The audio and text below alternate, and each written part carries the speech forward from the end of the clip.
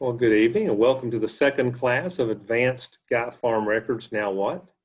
In this class, Lamar Smith will discuss inserting and deleting rows, columns, and cells, AutoFill, formatting cells, and print preview. Please note that we are recording this session so we can make the recording available to others. We're looking forward to another great class tonight, Lamar. I know that there was a question maybe last time that maybe you wanted to mention about when you were in the spreadsheet with the vegetable acres, and there was a question as to why something did not copy over, and it was because there was space in between the column and where you wanted to paste it to, I believe. So you might want to start with that, but I'm going to turn the class over to you. Okay, sure, I can do that. I am going to share my screen.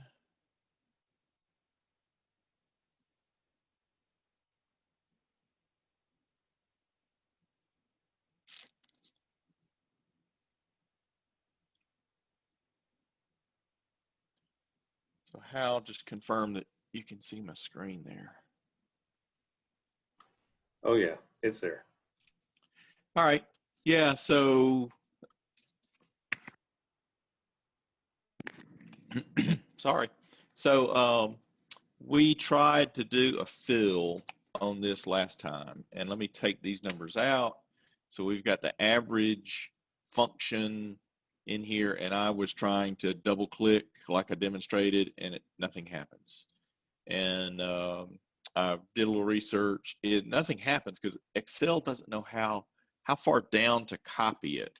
It worked when we had the sum function in this column because it saw the adjacent values.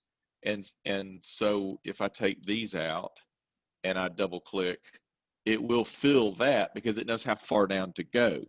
Here, it doesn't know how far to go. So you have to manually tell it, I want to go this far, and it will fill them in. And so that's the reason for that. We are going to start tonight on the Excel class Tennessee. You can either open the original one, or you can open, if you happen to save one from the last time we met, that's the one I'm working in, is the one that we saved from the last time we met. And I'm going to be on the Insert and Delete tab. You'll find the tabs at the bottom of the worksheets. This is a multi-worksheet workbook. Some of the terminology we talked about last time. So last time we largely talked about how to navigate, how to get around in Excel, where things are, and basic formulas, how to do addition, subtraction, multiplication, division, how to use parentheses when we do formulas. The idea there is just those are the basic building blocks that you'll use for just about any spreadsheet that you'll need to do. It just generally all boils down to addition, subtraction, multiplication, and division in some fashion. And then tonight, we're going to deal a lot with formatting so that you've spent considerable time getting your spreadsheet to perform the way you want it to perform. You're getting the results out of it that you need, but now you need to do something more with it. You need to take it to someone, you need to email it to someone, and you want to clean the appearance up or bring more emphasis to one thing over another. And so largely we'll be dealing with formatting the spreadsheet. Here on the Insert and Delete tab, I just threw an array of numbers into the spreadsheet so that we'll have something to work with. There's no significance to these numbers in any way. They're just values that populate the cells from in the columns B through F. There are times when you look at something that you've done and you say, that needs to go. That's not right what I wanted, and I just need to delete that. And we did some of that last week where we would make a particular cell the active cell, so we've got the border going around it, and then we use the delete key on our keyboard, and that removes the value out of that cell. So I'm going to put it back with the undo button. Now, if you think of this an illustration I like to use, I've used often with the classes that I've taught for Excel. If you think of all of these cells like a brick wall, typically we don't build brick walls where one cell is one brick is directly above the other. We offset them for strength, but nonetheless, for the illustration, if these were bricks stacked straight up, this was a brick wall we were looking at. When we use the delete key on our keyboard, what we're doing is the brick is still in the wall, and we're taking the number off the wall as if it was like written with a chalk or something, and we could wipe it off. That's what the delete key does. But there's another way that Excel will allow you to delete, and you need to be aware of it because it's a destructive delete. It's as if you pulled the brick out of the wall and threw the brick away. Well, if you did, it's going to leave a hole in that wall, and Excel says you can't leave a hole. Something's got to come into its place to fill that. And so let's show you how that works. So I'm in C3, just you can be in C2 if you want. I think that's what the workbook says is C2, so I'll move to C2. And if you right click while you have that cell active, you'll get this menu, and down here is a choice about a third of the way down, maybe a little more than a third of the way, is delete. When I click this, the left click on the word delete, I get a question from Excel. What do you want to do? Because it wants to fill the void that we're creating by pulling that cell out. Do you want it to shift the cells to the left? Do you want to shift the cells up from the bottom? Or do you want to delete the entire row or delete the entire column? So I'm going to shift the cells to the left, meaning 302 in column D is going to now move into column C, and 402 is going to move over to D, and 502 is going to move over to E, so forth and so on. So when I do that, that's what happened. 302 is now in the column C, and I've got the empty cell that was over here slid in. So that's a destructive delete. That can mess you up because you think, if you wanted to just simply remove the one and not change this other data, you need to use the delete key that's on your keyboard, not the right click delete that's in the menu. They serve different purposes. I'm going to put the 202 back and right click delete, and I'm going to shift the cells up, and you'll see the 203 move up into row 2, and all the values below that shift up. The empty cell is now here at the bottom. All right. You can use it to delete an entire column. Delete, and we'll take the entire column out, and everything shifted over to the left because it was a column. Put that back, and right click,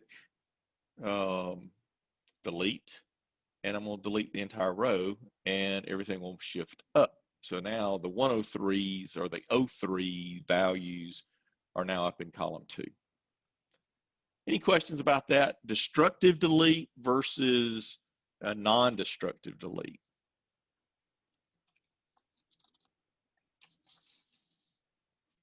I think just about everything that I have in these first 2 sessions that we're doing, in my mind, I can think of an occasion when somebody came to me and said, "What just happened?" And I can remember a specific occasion where somebody was bewildered by what happened. So insert works exactly the opposite, like you might think. If I right click and click on insert, it's going to ask me, do I want to shift the cells to the right or shift the cells down? So if I shift them to the right, it gives me a new cell inserted into my array, and it pushed everything to the right. Same thing with inserting and shift down, pushes the information down. And if I insert an entire row, pushes the whole row down. Now, I don't normally find myself doing it that way. What I normally find myself doing is I frequently insert rows, and it's because generally as I develop a spreadsheet, it's kind of I crawl and then I walk and then I run, excuse me, and I'll end up getting kind of a straw man of what I'm trying to accomplish. And yeah, that's headed in the right direction, but you know, I need to add some more information. And so I end up inserting rows and columns where they're needed. Often I'm doing it because I select the row.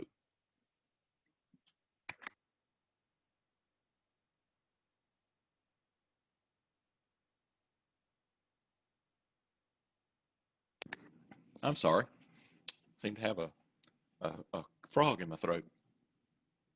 So you select, I think we covered this briefly last time. Uh, when you hover over a row label, you're going to get a black arrow pointed to the right. If you hover over a column, you get a down arrow pointed to that label. And in either case, when you highlight that column or row and hit insert, it doesn't ask you any questions because you've already highlighted this is a column or this is a row, and it just does it. What you want to be aware of is that it will do it, it will insert that column always to the left of what you have selected. So if you want the inserted column to be between C and D, highlight D and say insert, and it puts the column in between what was C and D. And by the same token, on the rows, it's always going to insert above. And so highlight the row below where you want the row to be inserted. Oops, I hit the wrong button. Right click, insert, and I got a new row above what was line 4.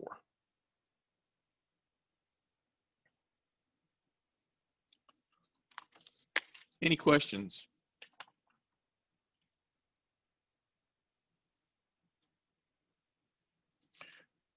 All right.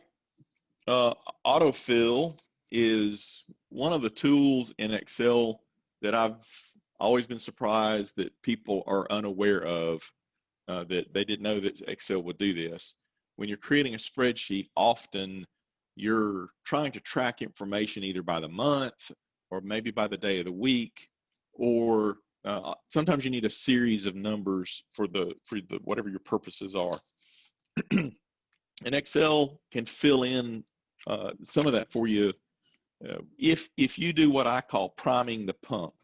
And I'll demonstrate it this way. I'm in A10 just to have a space to work in. And I'm going to use 3-letter abbreviations for the month. That's a standard way of abbreviating a month.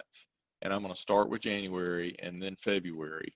But I'm not going to do the rest of the year, even though that's what I need. I need all the months to be represented here. So I just give it a couple months, and then I'm highlighting those 2 cells by hovering over the top one, left click, and I'm holding that, and I'm dragging down to get both of those months highlighted. And then you'll remember we use this handle at the bottom right hand corner, and when you get it to where it's a black plus, then you can start copying it down. And if I can get my mouse right where you can see it, you might be able to see that there's a little label right by that cursor that says MAR.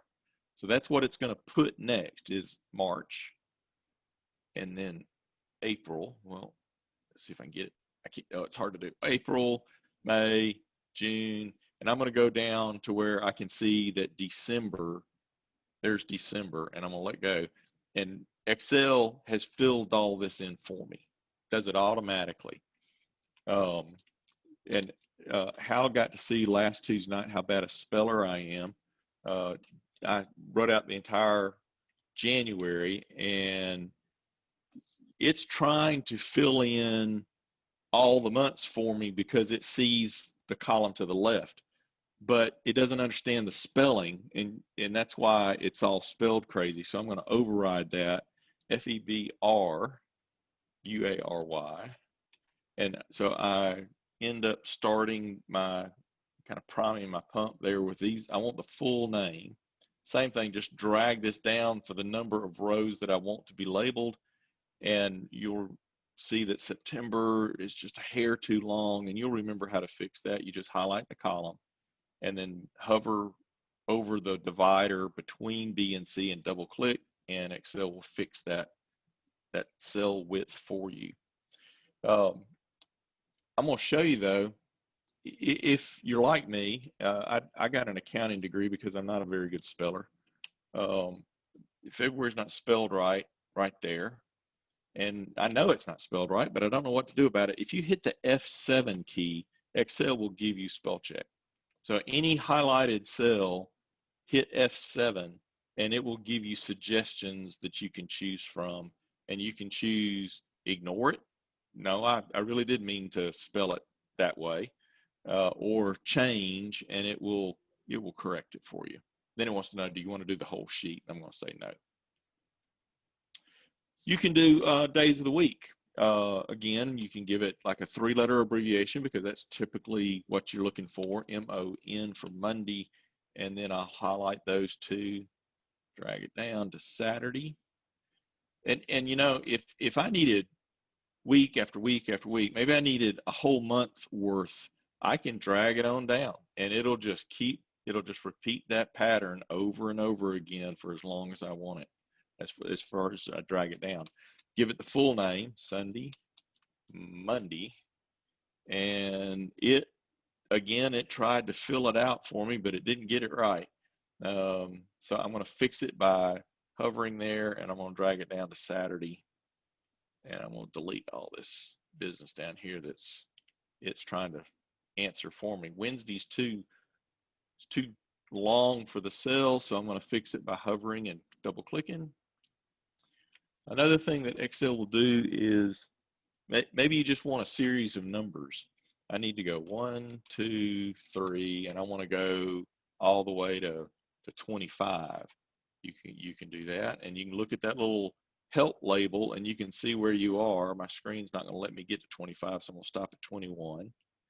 You can do a series of numbers that follows a pattern.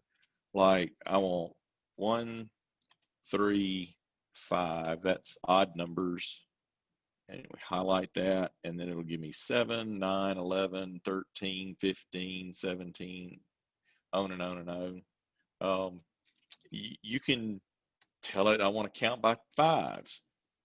As long as you prime the pump with what your pattern that you want Excel to follow, I found that with numbers, it's best to give it 3 values so it really understands.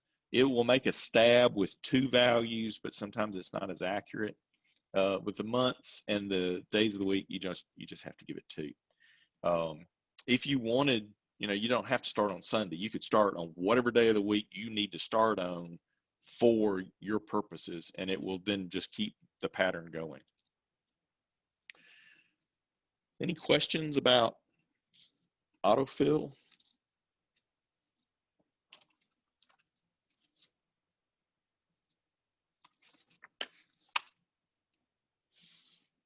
All right, I'm going to move to the Formats tab at the bottom of the spreadsheet that we sent out to you.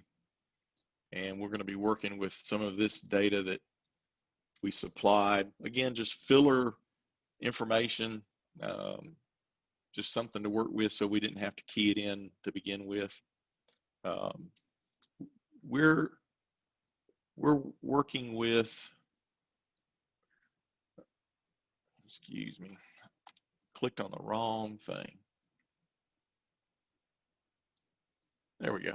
Sometimes the zoom controls will lay over the things I'm trying to talk about, and I'm not able to see what I'm looking at.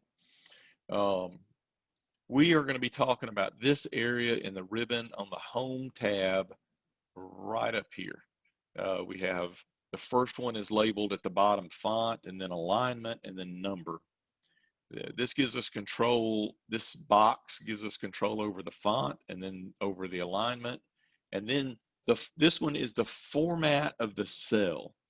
And we'll get into this more deeper, and this will make sense to you, but we're going to start with the font. So I'm in the A3 cell, general. I'm just going to leave it just the way it is. That's normal. And then number, if I want this to be bold, all I have to do is to click this letter B in the font ribbon, and that'll make that bold. If I want it to be italics, I can go to A4, that's currency, click italics. Now that font is italics.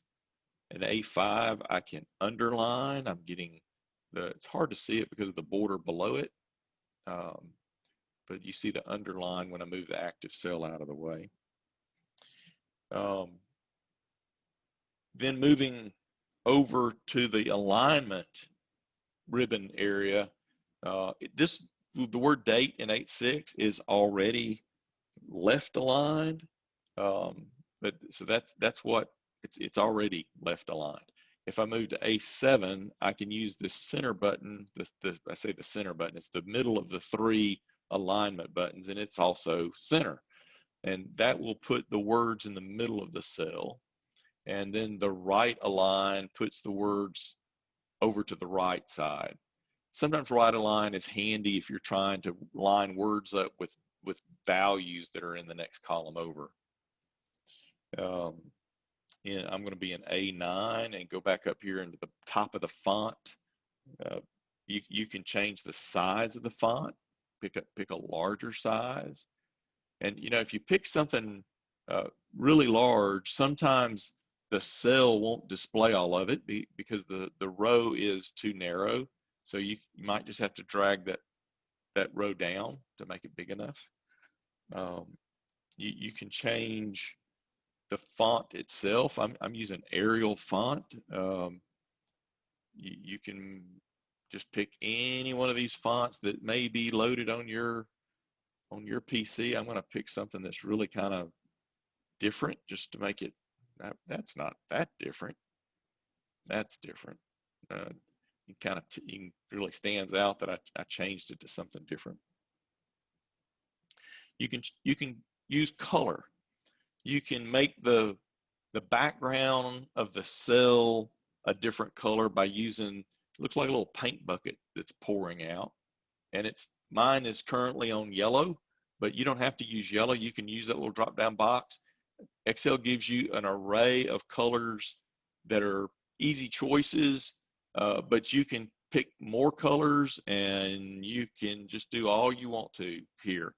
You can even, if this gets really deep, more than what I'm going to talk about in this class, but you can get right down to a color match if that was needed.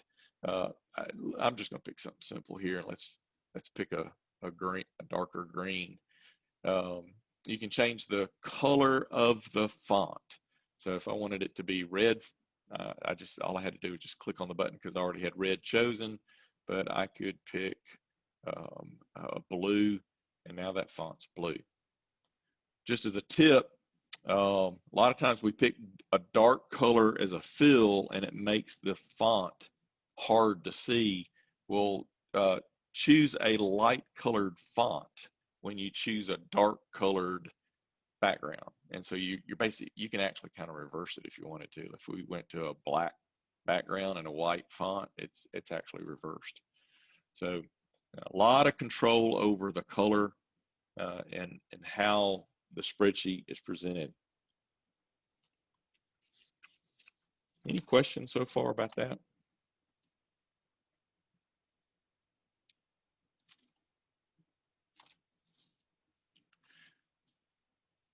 So I'm going to talk about, so we've talked about these buttons and font, and we've talked about some of this alignment here. We're going to come back to these. I want to get into this section here where it's labeled number.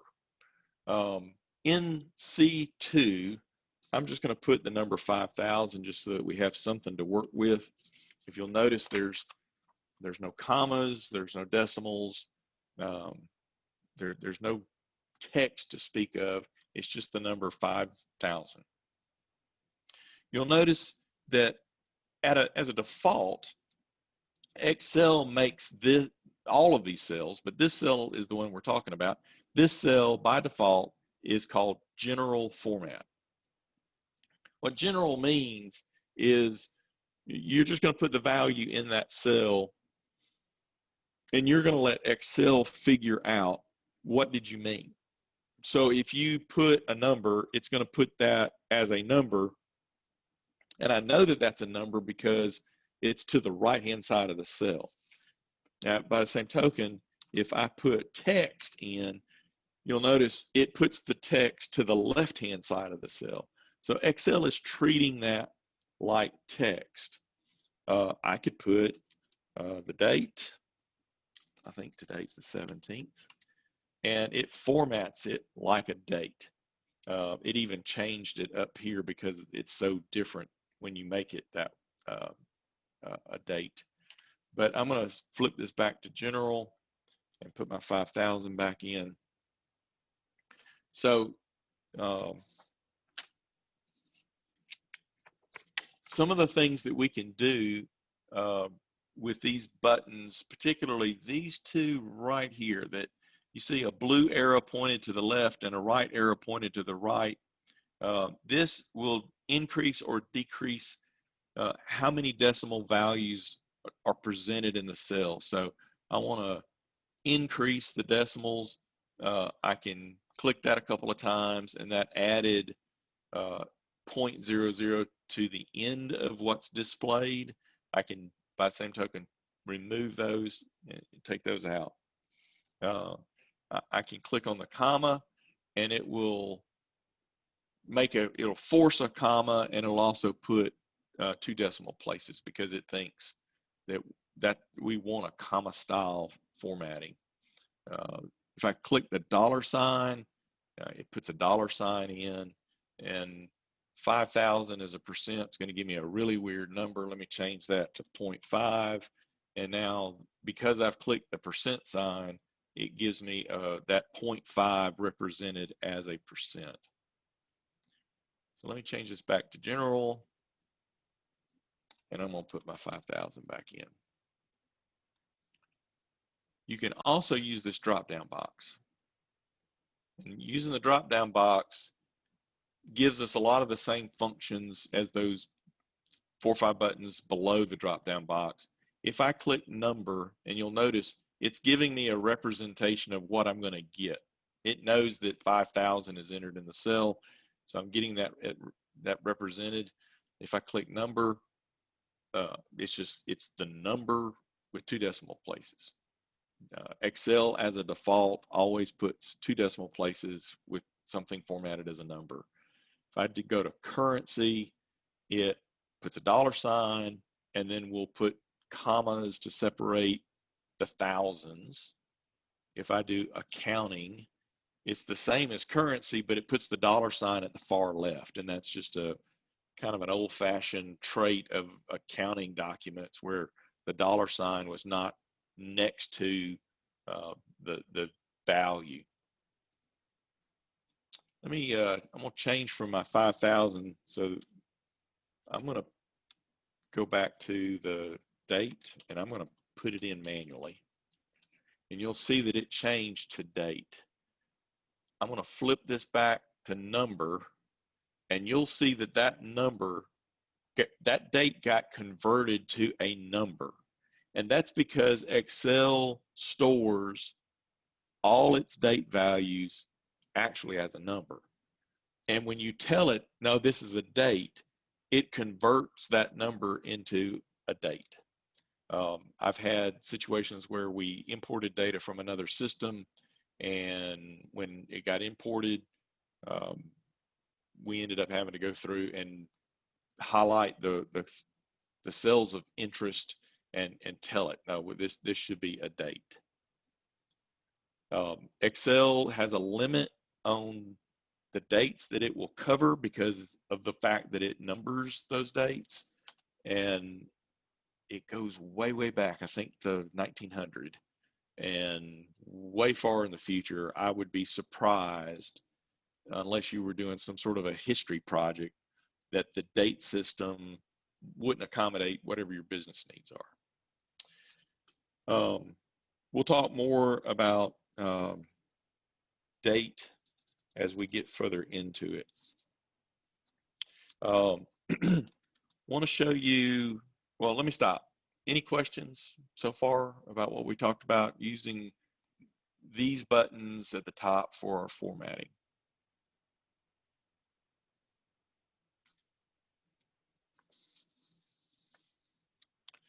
All right, I'm moving over to column B, and I'm going to put a fairly big number, 10,000, into B2, and I'm going to use Control C, and then I'm going to copy this down several rows here down to B5.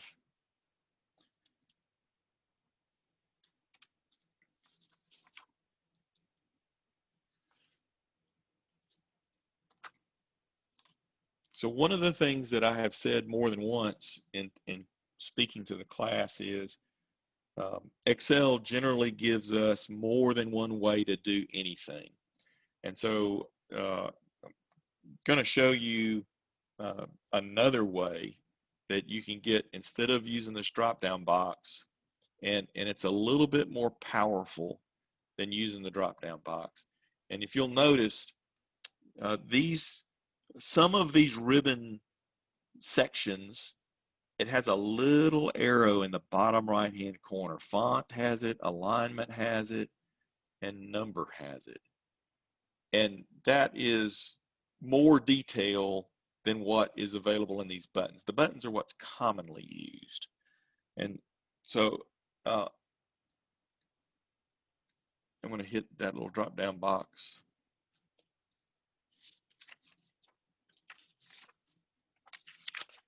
And you'll see that this will look familiar. General, number, currency, accounting, date. These are the same ones that we worked with so far. I'm going to go a little bit further with them this time. General, that's it. Let Excel figure it out. And if we go to number, I'm going to show you a third way to get to that box. And that's, you've got this cell active, you right click, and you come down to format cells. This is like the way I normally do it, is whatever cell that I'm interested in changing the format, I right click, I go to format cells, and I get this dialog box. I'm going to click number, and then I get the ability to make some decisions. Do I want 2 decimal places, or do I want 3? Do I want the 1000 separator with a comma? Do I want the negative numbers to be shown with a minus sign in front of the number? Do I just want them to turn red? Do I want them to be in parentheses, which is a very common accounting method? If you're talking to your accountant, often they will write negative numbers in parentheses, even parentheses in red. Of course, if you've got to remember, how am I distributing this document? If I'm distributing it on a black and white printer, printing something in red is not going to help. So think about where you're headed with your document. So I'm going to leave that just like that. And so now I have the comma, and I have extra decimal places. With currency, I can right click, format cells. I can select currency. I get many of the same choices. How many decimal places? It does not give me an option on the comma. That's forced. But I do get a choice of what monetary symbol do I want to use. So if we were doing something in Europe, we can actually scroll down here far enough, and there's the pound symbol for the United Kingdom. And if I say OK, now I'm reflecting my value in pounds. Accounting is the same way. I go to format cells. And by the way, y'all see me moving this box around. The way I'm doing that is I'm left clicking on the top edge on the header row. When I left click and hold, I can move that box anywhere it's more convenient for me to get it to see it. Click on accounting, and accounting is the same choices as currency. Really, the only difference is it's going to put the dollar sign at the far left. All right. And then there's date. So once again, I'm going to start with the date by putting it into the box. And you'll notice that by default, even though I typed 9/17/20, it shows the full 4-digit year. and that's because that's the format of the date that's the default. If I right click and I click Format Cells and I look at date, you'll see there's the default. It's already highlighted. But I can actually choose, I want the long date. I want the day of the week, and March 14th, 2012 must be somebody's birthday because at Microsoft, because that's the example date. No matter what you've got in this cell, it's always this example date. So I'm gonna change this to the long date, and it's too long for my cell, so I gotta spread it out. And sure enough, today is Thursday. But if anybody wants to send me a birthday card, oops, I mistyped it. I know that I was born on a Saturday, but if I needed to find out, I can put my birthday in and it'll tell me.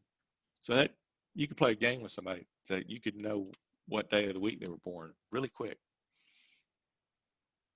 Other formats that you can choose uh, is sometimes the military will use a date format where that's in logical order, where it's year being the largest value, the month being the next largest, and then the date would be the last. So you can choose to have it flipped over. You can choose to have just the month and the date, the month, the date, and a 2-digit year. This one is I always want to have 2 digits for the month, 2 digits for the date, and 2 digits for the year, no matter what I put in. So if I put in February the 2nd, 2021, it forces it to be 02/02/21. Sometimes this is helpful just for consistency in formatting. This list goes on and on and on, where you have the full name of the month. You can even get to where it's the date with the time all in one field. You can also do time in all by itself, and so we'll put 5 p.m. into B7. Right click, format cells, and now I'm on the time choice.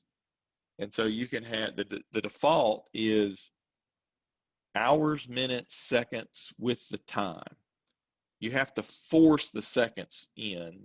It won't automatically display the seconds unless you did something special like choose this one right here. I think this one will force it. Yep, that one forces it. And it forces it to the 24-hour clock. So it's 1700 hours is what's being displayed. So time is reflected in 24-hour time or a 12-hour clock with an AM and a PM. So percentage, you know, if you're going to write a percentage mathematically that's less than 100%, well, then it's a decimal and whatever the percentage is. So 75% would be reflected as 0.75, right? But if you wanted it to be presented as 75%, well, we learned in elementary school, you move the decimal 2 places to the right, put a percent sign. Well, that's what the percent formatting does for us, is it lets us select percentage, how many decimal places, and when we say, okay, then the percentage is reflected. I can go up here and I can say 0.33, and it shows 33%. Fractions will also calculate, and so I'm going to start by entering a decimal, which would be 0.75, which that's 3/4, right? So if I change this to ask it to reflect this as a fraction, then there's some choices in the type, to what level of severity, how many digits do you want in that fraction can be selected, and then it actually puts it in here as a fraction. Excel will also do math with fractions. So if you change all your cells to fractions and then put the fractions in and then say, I want to add these fractions, subtract them, multiply, it will do it. You can help your kids with their homework if you're trying to get the fractions done. Scientific notation is a type of numbering methodology, as the name implies. It's generally used in the scientific community. And it's because they're dealing with extremely large numbers, many numbers in what am I trying to say? Many digits in a number. 13, 14, 15 digits is not unrealistic, even more. And so what scientific notation does is it truncates that number, and there's a way to unpack it. I'm not trying to teach y'all scientific notation. I'm trying to make sure that you're aware of it so that if you ever see it, you know what's going on with your spreadsheet. So I'll show you how it looks. I'm gonna put in just a really long number here, and Excel forced it to be in scientific notation. If you see your number and there is an E plus and then a number behind it, it's forcing it into scientific notation. I had to do a little looking because of our Tuesday class. The limit is 11 digits. If it goes to 12 digits or more, Excel will force it to go to scientific notation if the cell is marked general. You can override this by formatting the cell and telling it, no, I want this to be a number. And you can say number. I don't want any decimal places. I want 1,000 separators, and say, okay.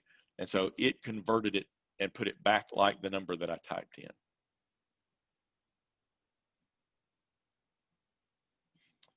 Text is just that.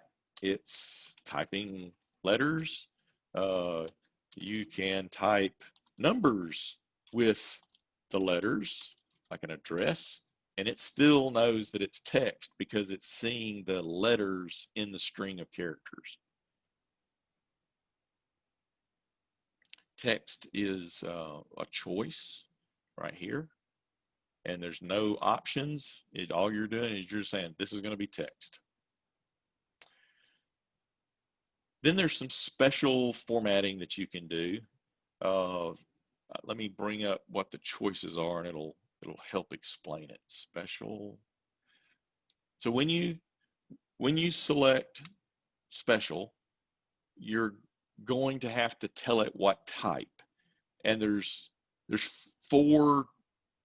Usually I've seen 4 default choices here. One is zip code formatting, zip code plus 4, a phone number, or a social security number. So if we select phone number and say, okay, so now this cell is now supposed to be a phone number. When I type a phone number, I don't have to give it any special punctuation. Just put the string in and I hit enter, and it converts it and formats it to appear like a phone number, which is really handy when you're trying to put in a lot of phone numbers. You don't have to do open parenthesis, 3 digits, close parenthesis, space. You just put the number in straight and it will format it. Same thing with zip plus 4. You can put in the, 4 and 5, so it's 9 digits, just straight, and it'll put the hyphen in the right place. Social security number, same thing. Custom, I won't get into a great detail on custom, but it's a very powerful tool. I have used it on a few projects. What you can do with custom, and I'm scrolled to the bottom of the choices. What you can do with custom is, just like special, you can give it a pattern where you're saying, anytime I get a number in this cell, I want it to conform to a certain formatting pattern. The patterns here, every time you see the hash symbol or the tic-tac-toe symbol, it's saying these represent numbers. And then down here, these could be dates, and they would be month, day, year, and you see 4 Y's mean a 4-digit year. 2 Y's mean a 2-digit year, 3 M's mean a 3-letter month, hours, minutes, and seconds. So lots of choices here. I'm not going to go into a great deal of detail. Just know that if you had a very unusual need, you can most likely get into custom. It's editable. So I click on this one because it's the closest to what I want, and then you can edit up in this section here, and you can make it whatever tweak you need to apply to it to make it work for you.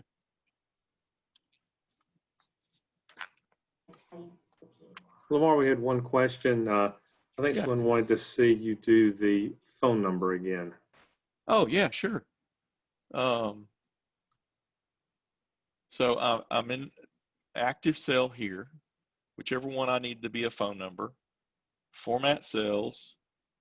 Special already has the phone number programmed. I don't have to do anything special. And like custom, I would have to build it, right? But special, it's already set to go. Just select phone number, say okay, and it's good to go. 615-456-7894. Did that get it for you?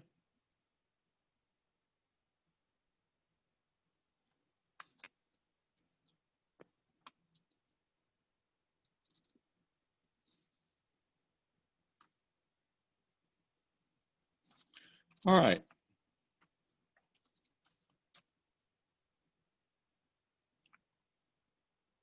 We talked some about left alignment, center, and right alignment. There are a few other choices when we right click and choose format cells. What we've been doing so far is the number tab under format cells. Under the alignment tab, there's different ways that we can align the text or the values here, horizontally and vertically. Under horizontal, we got a drop down box, and there's different ways to do the text. If we, a good example would be to say sales, and that's all the way to the left, and then in the next 2 or 3 boxes down, I wanted to do something that represented everything that's here is under that category of sales. I can left indent and then bump up a couple of notches here. I don't know what that number represents in terms of actual value. I just know that the bigger the number, the more it indents. So I gave it a couple of clicks. And now if I type and I do tomato, apple, and peaches, then it automatically indented that just a little bit. So these are sales, and these are the types of sales. Under format cells, alignment, we can center, which is the same as this button right here. We can right indent, which is the opposite of this, where it bumps it a couple of notches back to the left. Fill and justify, you know, I have never used these. It really does some interesting things. It just makes the word repeat is what it does. And I don't know, somebody somewhere needed that and they got it, but I don't know why. Center across selection. We're going to talk about that in a minute or two, if I'm not mistaken. Oh, no, wait, I just turned my page. It is next. Okay, good. I was trying not to jump ahead. Let me close this so that I can show you center across selection. And I'm going to go to Functions tab because I used it right here. This vegetable production acres, that is done in center across selection. there is a way that you can take cells, and I'm going to do it right over here. If I take these two cells, because whatever I need to type, it doesn't fit. Now, I've taught you that the best thing to do is to expand that column. But there are times, because it expands all of the columns, there are times you think, no, I don't want to expand the column. I just need this to fit. We'll look at a few different ways you can make that happen. This is my least favorite way. I've used it, but I've usually used it thinking, I hope this doesn't come back to haunt me because I've chosen to do it. If you highlight these two cells, right click, format cells, and you click this box that says merge cells, what it's going to do is it's going to make those two cells act like it's one cell. And so when I hit OK, now you see the little dividing bar has gone away. And if you look and see, well, where am I? I'm in K6. That shows me I'm in K6. There is no L6 anymore. You can't click on L6. You couldn't do a formula on L6. It will error if you attempt. If you try to do a delete, it's going to try to shift the cells up, but it's going to do both columns. And that may not be what you need to do. So I'm not saying don't do it. I'm just saying use it with some caution. So here's the way I prefer to do it. And I'm gonna undo it so that you can see how I did it. I'm gonna make this general. And you'll notice that the entire section, vegetable production acres, it is all sitting in this cell B1. There is nothing in C1, there's nothing in D1, nothing here, nothing here. But what I want this to be centered above my table just for the quality of the appearance of having a title at the top. And so the way you do it is you put your, you don't have to do it in this order. You either put your data in first or you set your format up first. It doesn't matter. Either way works. But I already have my data in. Left click and hold the left-hand side, drag it all the way to the right-hand side.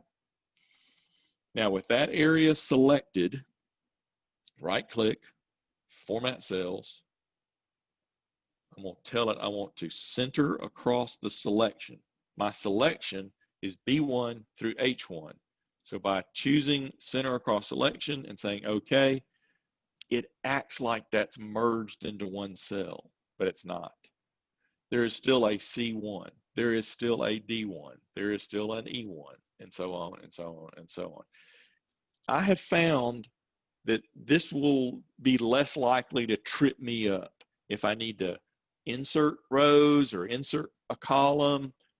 I don't get caught because I have logically removed a cell from my spreadsheet. Does that make sense? Any questions about how we center across a selection?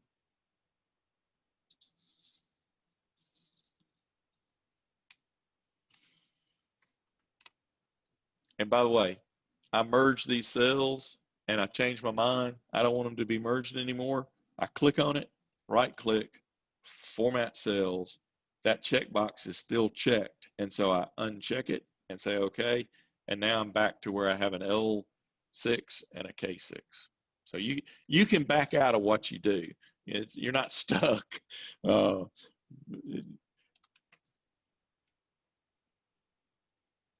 right. I'm going to move back over to my formats spread tab, my worksheet for formats.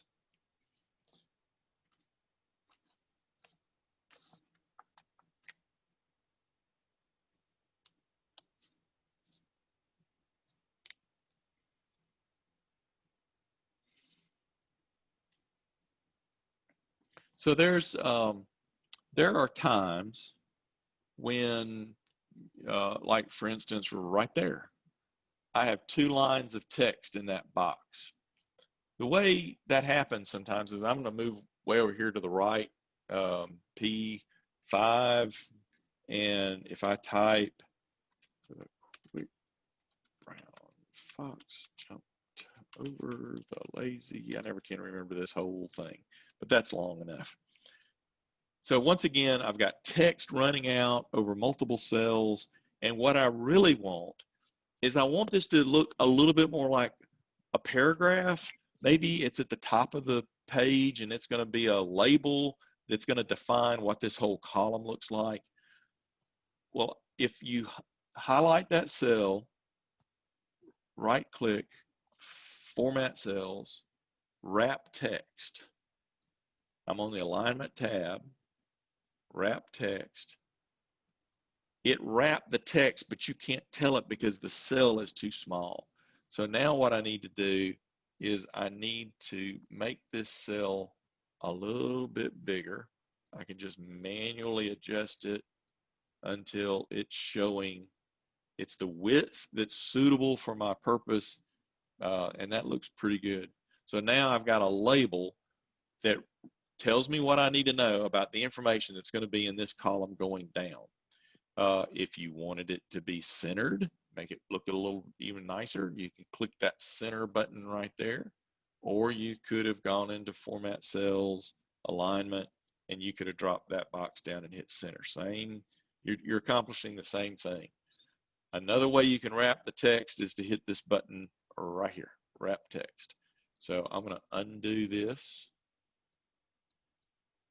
get it to where, yep, there's my string. And if I had hit wrap text, I still would have to adjust my column and my row.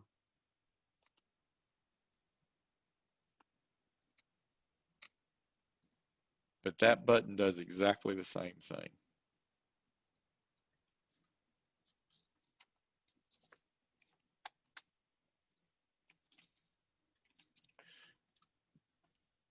So now we'll talk about shrink to fit. Shrink to fit is it's a neat feature. I got to admit, I think I've only ever used it once in real life. I've used it a lot in classes, but if there was a situation where I've got just some gobbledygook, basically just basic names and places written down here just to give us some text. Some of it's not even formatted exactly right. And you'll see that this one is running out too long. This one's too long. This one's too long. Well, I know what I can do. I can spread that column out, and that'll get everything. But sometimes it could be a possibility that by spreading that column out, I'm making my column too wide. It's pushing more information to the right. Now it doesn't fit the piece of paper the way I meant for it to fit. And so I'm going to undo this, and so it's too narrow again. There is a choice under format text where we're going to select this entire column because that's the data that we want to force it to fit. Right click, you notice I have my arrow is pointing down because I'm selecting the entire column, format cells, and then I want this checkbox right here, shrink to fit. And when I choose this, it changes the fonts in the selected fields, the selected cells, where it needed to force it to fit within the cell width that I've accommodated. So shrink to fit will do that for you. Like I say, not something I've used an awful lot, but it's there if you need it.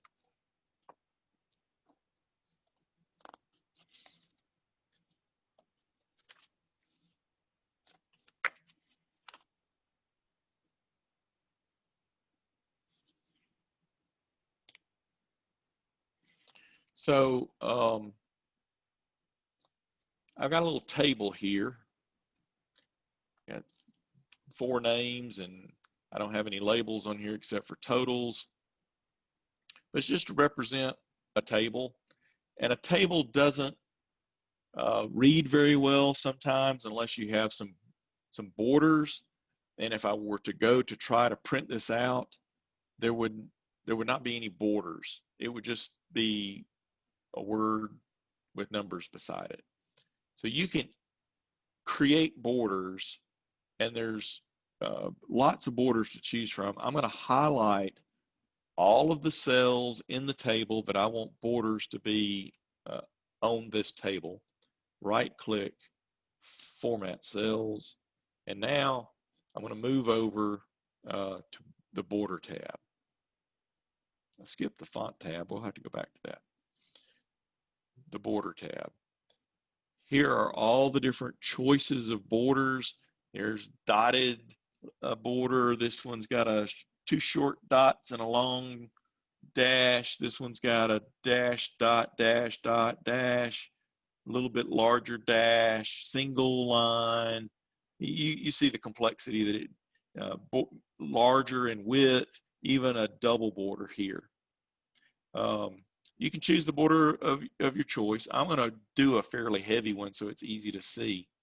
And then you can select, I want a top border, I want a bottom border, I want the border in the middle that goes in between the rows. And if you change your mind, you just click the button again and they go away. I want a left border, I want a right border, and I want a border vertically.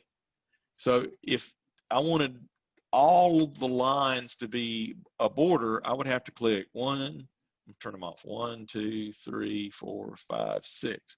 There's a quicker way, and that's just to hit the outline button and the inside button, and it does the whole thing for me. I can say I want the border to have a color. So I'm going to choose a green border, say OK. I thought I said I want a green border.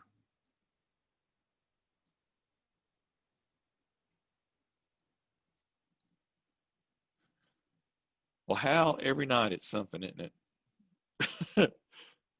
I don't know what I did wrong.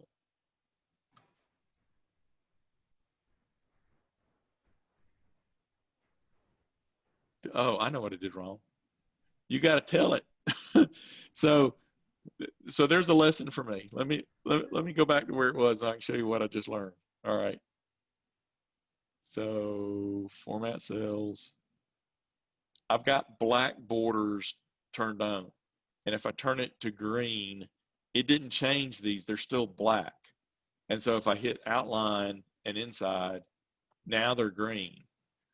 So what I just figured out is if you really wanted to be fancy, you could have different colored borders. You have a green border on the outside and red border on the inside, if that's what you wanted, just by your selection. That is the thing about Excel, is you never stop learning about how things work in it. One other thing about the borders that I want to mention to you is if you're looking for the border that most closely matches the border that you see in a spreadsheet under normal circumstances, it's this one right here. Is if you want to force a border to be on and you only want it to be on in certain places, you can use this one right here, and it will as closely match the default border as possible. And I'll show you later on in this class tonight how to turn the grid lines on when you're printing. Anything about borders?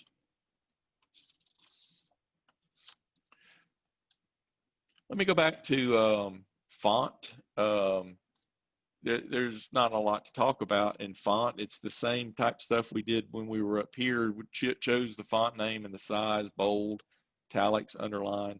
I will tell you that there's a couple of other choices. There's bold italic. That's a choice that you're not going to find in the buttons up here. And strike through, superscript, and subscript. Strike through I have used. Strike through is great for, you want to reflect. Matter of fact, I used strike through just earlier this week on my day job. You want to reflect that you canceled something, but you don't want to eliminate the data. You just want to strike through it so that somebody looking at it will know that that's no longer valid, and you can maybe on the next line down enter its replacement, and that's exactly what I did. So I'm turning strike through on here, and you'll see that there's now in this E5 cell, Hancock Medical Center, it's got a line striking through the data. format cells. Here under font, superscript is going to make the lettering very tiny and very high on the line. Subscript, very tiny, very low on the line. I think unless you were doing a footnotes or bibliography type thing, or maybe even some math, you'd need a superscript. I have not used those two features very much at all. And of course, here's the color choices that we saw up here in the border as well, in the ribbon as well.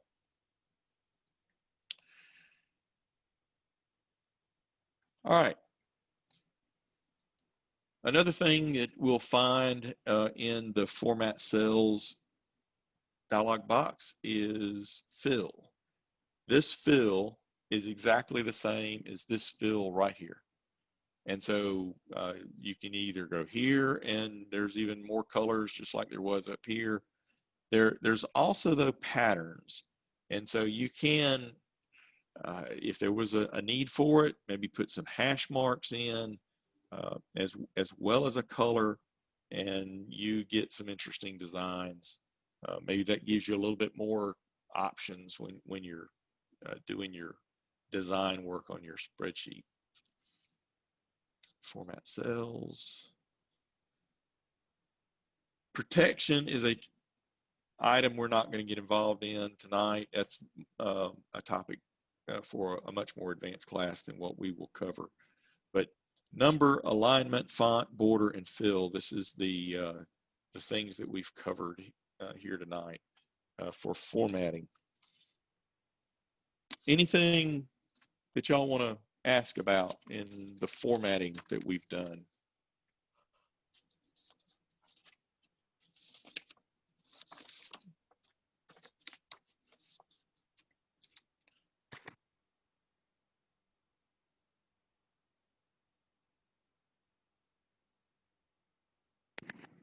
All right.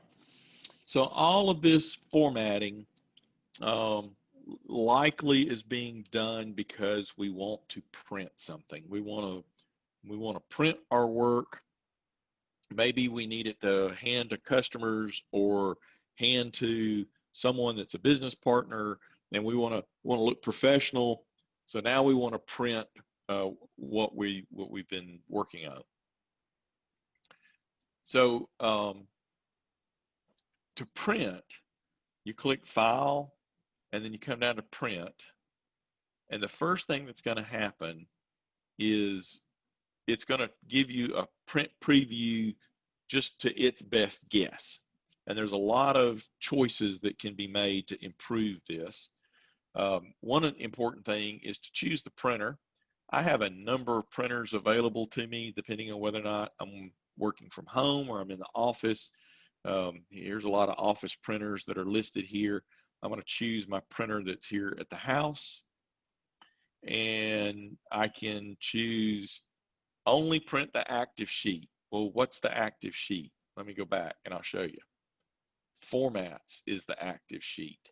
There's 1, 2, 3, 4, 5, 6, 7 worksheets in this workbook.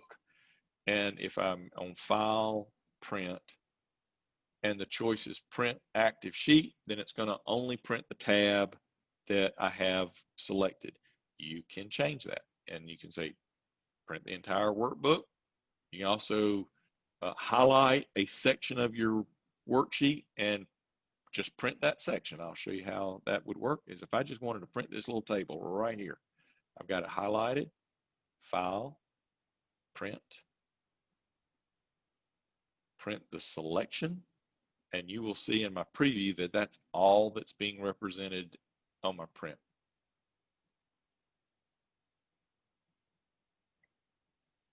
I'm going to go back to nothing being selected, back to print, and I'm printing the active sheet. This sheet, as it stands right now, it will print 2 pages. I can see that down here at the bottom, 1 of 2. I could say only print page 1 because that's all I want to print. 1 to 1, it'll just start on page 1, it'll end on page 1. I can, because my home printer will print on both sides of the paper, it's got an option here, print on both sides. These choices are often customized to the capabilities of the printer that you have connected. So I can choose both sides. Change it to print on one side. I can choose collated, where if I wanted to print 5 sets of this spreadsheet to work with today, do I want to print page 1 5 times and then page 2 5 times and then page 3 5 times? Or do I want to print 1 2 3 1 2 3 1 2 3 to get 5 sets? You can choose under this choice here. Portrait orientation, of course, is landscape or portrait, landscape being the wide version. The size of the paper. This printer only has one size paper. So better pick 8.5 by 11. Margins, I can choose some normal or very wide margins or very narrow margins, or I can even set custom margins. When I choose custom, I'm sorry, I did it wrong. Custom margins puts it on the choices for custom margins. If I choose the word custom margin at the bottom, it opens up a page setup dialog box, and I'll show you how to get to this page setup dialog box back on this workbook. But using this, you can set your margins to be whatever you want. What I want the top to be, how far down the header, left and right margins, bottom and footer. I like using the center on the page horizontally and center on the page vertically choices. Again, neatens the print up. Everything's not over to one side or looks lopsided on the paper. So if I pick center on the page horizontally, then when I hit OK, you can barely notice that shifted over to the right a little bit. If you weren't watching, you missed it because it did it quick. But it barely shifted it over to the right to center this information on this 8.5 by 11 sheet of paper. Now I'll go back to custom margins, uncheck that. I'll pull this down here, and if you watch, you'll see it shift back over to the left just a hair. There it went, back over. Scaling, you can shrink, enlarge. You can tell it, I want to fit everything on one piece of paper. And if you've got a lot of data, that would be a dangerous thing to pick. The one that I do use an awful lot is fit all the columns on one page. So no matter how many columns I have, no matter how wide they are when I'm working in it, I want you to scale it down so that all the columns left to right fit on one piece of paper.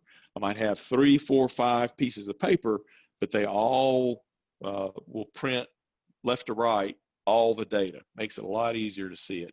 You can do the same thing to fit all rows. It's the same concept. There is a page setup link right here. And if you click this, it will take you to this page setup, but it is limited. Where it's specifically limited is over here on this sheet page. I don't know if you can tell it or not on Zoom, but these top sections here, they're grayed out and they're not accessible here. Let me show you how to get to the page setup from the workbook. And you do that over here at the top. It's the fourth one over from home for me on Office 365. It's the page layout. And under page layout, there is the print setup ribbon, and there's a little drop down arrow at the bottom right of that section, and that will open up that same dialog box that we had earlier. So here on the page setup dialog box, I have the same choices that I had in a shortcut version on the print screen. Choose landscape or portrait. I can scale it. I can make it fit one page wide. Well, if I make it fit one page wide, what am I doing? I'm making all the columns scale to fit one page wide. I can make it one page tall. Well, that's all the rows fitting. So this is the same as those choices. Choose the paper size, so forth and so on. margins. We already looked at this, horizontal and vertical. Here's one that we didn't look at, and that's header footer. I'll come back to that in just a moment. I wanted to go ahead and jump over here to sheet. And now these lines here are not grayed out. So I want to show you where this would be a handy thing, except I need to change spreadsheets. Let me change over here. So here's a lot of data. And if I was looking to print all of this, and let's assume that this top row right here, that's header information. Well, if I print 2, 3, 4 pages and my header is only on page 1, when I turn the page and I'm on page 3, I don't have a reference to tell me that the 4th column over represents a certain value. So I really like for my headers to print on every page. Well, the way you do that is you go to page setup and you go to sheet, rows to repeat at the top or columns to repeat at the left, either way. So I want rows to repeat. That's where my headers are. If I know what they are, I can just type them in. But the easiest way to do it is to hit this button on the far right, and it allows me to select. And so I'm going to select the top row and then hit this button again, opens it back up. If I hit print preview, you can't tell because it's only one page. But this 101, 201, 301, 401, that will print at the top of every page because it's locked into print.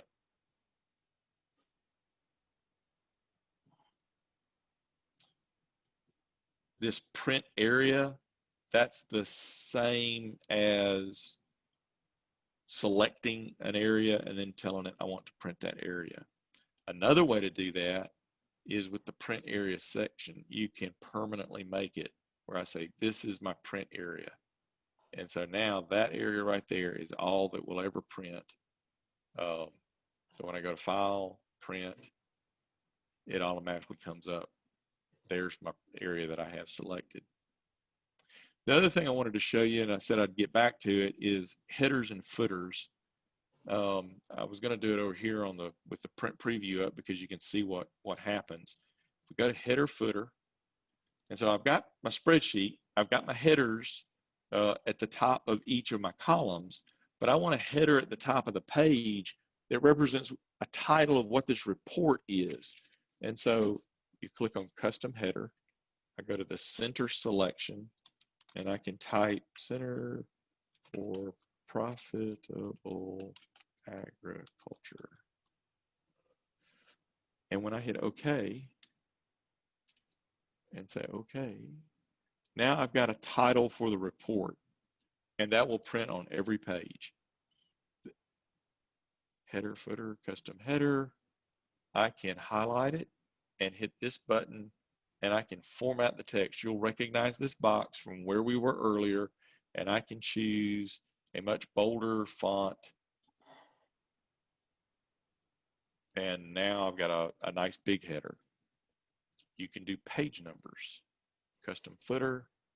Over here on maybe on the bottom right hand side, this first button, it inserts the page number. The second button inserts the total number of pages that will be printed. So if you do the first button, space, of, space, hit the next button with the total number, when it prints, it'll say number 1 of 2, number 2 of 3, whatever the number is. It would be 1 of 2, 2 of 2, you get it. So it's only one page, so it's only going to say 1 of 1.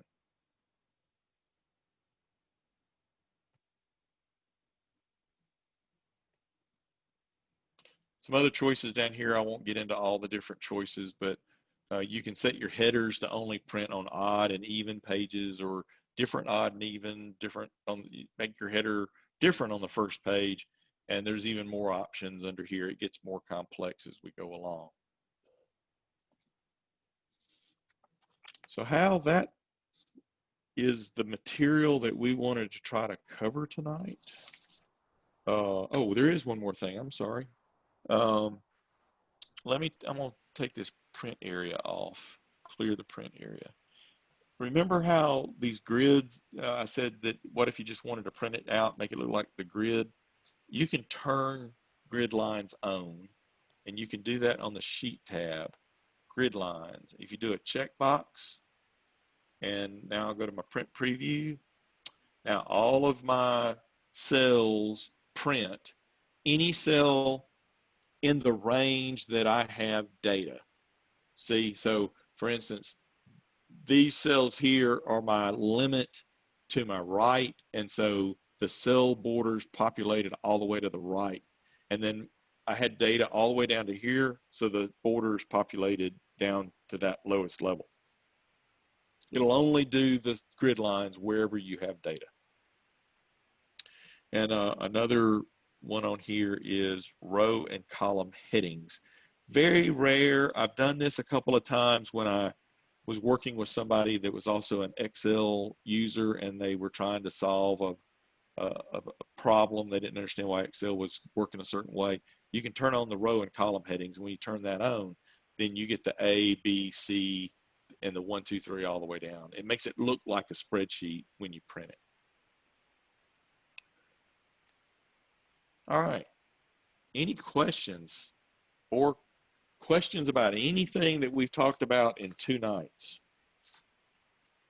Something I need to go over again because I went over it too fast.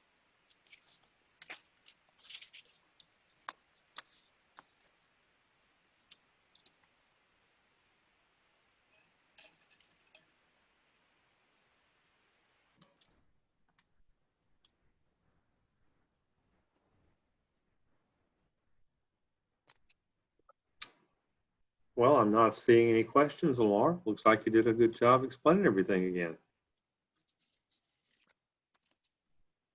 Well, next week, we will get into some much more advanced topics.